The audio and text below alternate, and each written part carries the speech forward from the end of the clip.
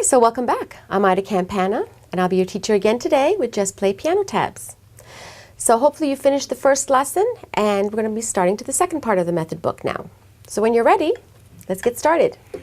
All right, so we're going to be now at page 22. We've already learned about middle C, which is keynote 1, 8 notes higher, 1, 2, 3, 4, 5, 6, 7, 8. Well, 8 equals 1. We come to 8 again, to 1 again. So when counting notes, it's like climbing a ladder. Between each line is a space. All right? So the left hand's going to be the same thing. We're going to go 8 notes down. 1, 2, 3, 4, 5, 6, 7, 8. Makes it 1 again. So 8 equals 1. So do not confuse counting distances between notes as the keynote name. All right? So we're going to work with this octave range. Let's go to page 23. You'll see a What's New page. Now these are just symbols you'll see on a musical staff. A whole rest. Looks like a hat on its own, but it hangs on the staff. The one beat rest. See, it looks like a little bird's wings. Whenever you see this symbol, it's a double bar line. It means the end of the song. You might see this. It's a double bar line with 2 dots. It means repeat. So play the song twice. So you can just review that. We have our first song on a staff. It's on page 24 called Pizza Yum. So we see it's with our right hand. Now you're going to see here a treble clef, and we're going to see that the treble clef is your high notes. So it's above the crossroads 1. So here on the staff, that's what 1 looks like. So we're going to play 1, keynote 1, 2, step up to 3, back to keynote 1, skip to 3, step down, and this is where you can draw in the number 2 yourself. 2, 3, skip down. This is on line 1 of the staff, keynote 3. 3, 2, 1. And again here, we can write, you see the arrows, the step up and skip arrows. From keynote 1, we can go 1, step up, step down, skip up, step down, step down. So work on this at your own pace. We're going to go to page 25. We first learned at home position. Okay, so remember this is now a song on a staff, but just don't worry about the staff so much right now. Let's just worry about how we first learned the houses. Now look at keynote 1 in the left hand starts. When we see them line up like this at the same time, we're going to play 5s at the same time. 4s, 3s, 2s, 1s. Left hand plays, right hand plays, and now look at this. You're going to reach and play the 1 8 notes higher.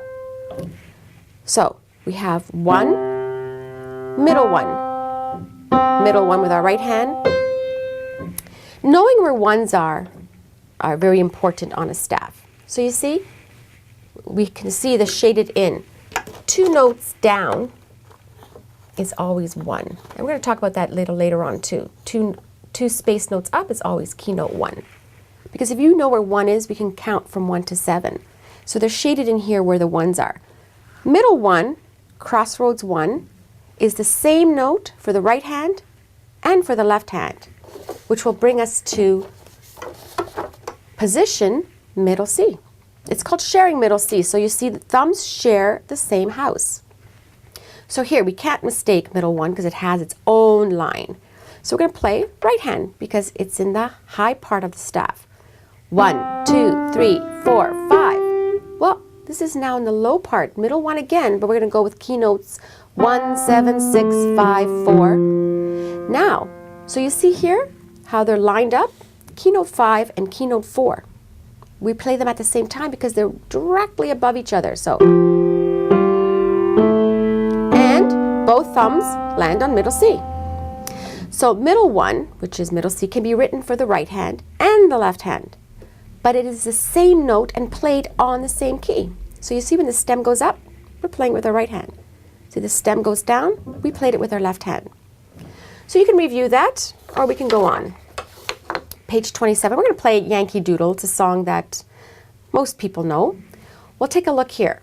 We see middle 1 is in the right hand part of the staff, the high part, which is the right octave. Okay, you see how the keyboard's divided up? The right octave, the left octave below the crossroads. So we're going to get both hands ready. The first one we see is thumb on middle 1. Well, the next, if we look here, we're going to see the low hand is also thumb. So we've found our position. Now, when you find your position, remember every note has its own home. So let's start. Starting here.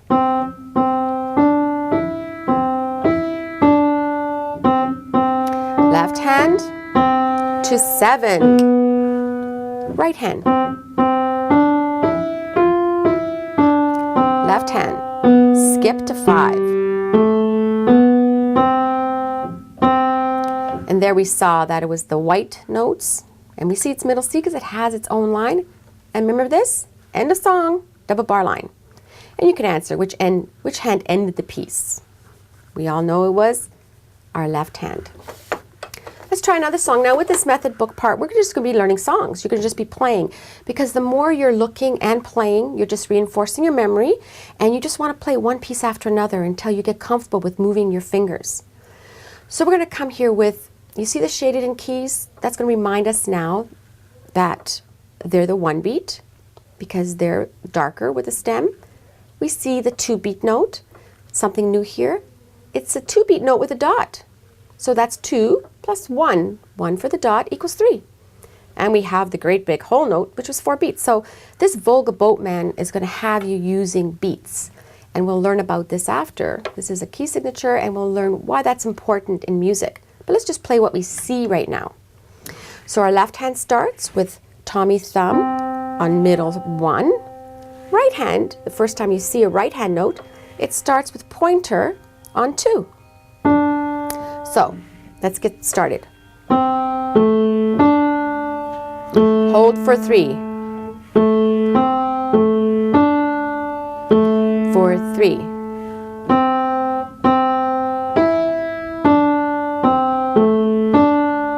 Great big whole note. You see? 6. We landed on 6, which is A in our left hand. Okay, you can keep practicing that, but I'm going to move you on to the next page right now. So this is now page 29. It's called Mexican hand clapping. All right, now take a look here. Our left hand, that's the very first one that you see. It starts on middle 1. And we can see that the notes are shaded in for 1 beat notes. And the first time you see in the higher staff, you see pointer on 3. Well, it's going to help you also see that you're playing there. Okay, so you're playing middle 1 and 3. So I'm going to show you how this song goes.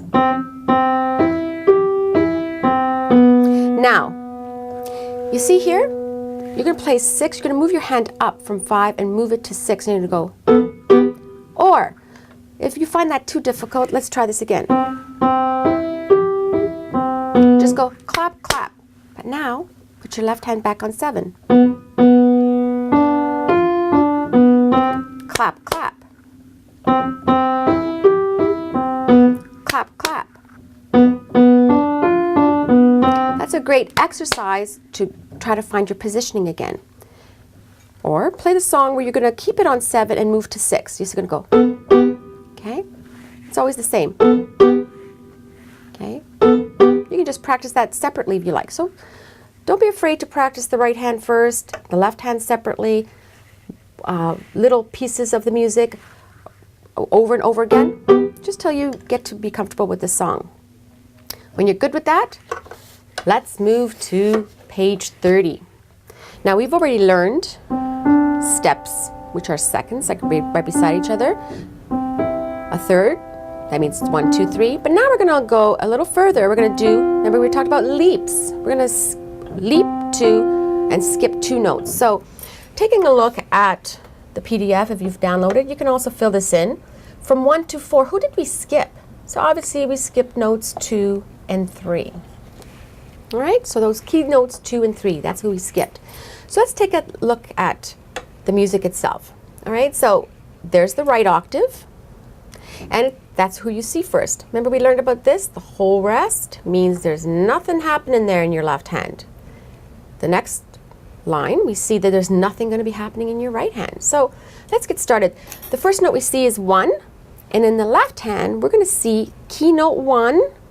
All right, it's just a shaded in quarter note or 1 beat note. Okay, and that's going to be our hand position, which is our home position. So let's start playing the song.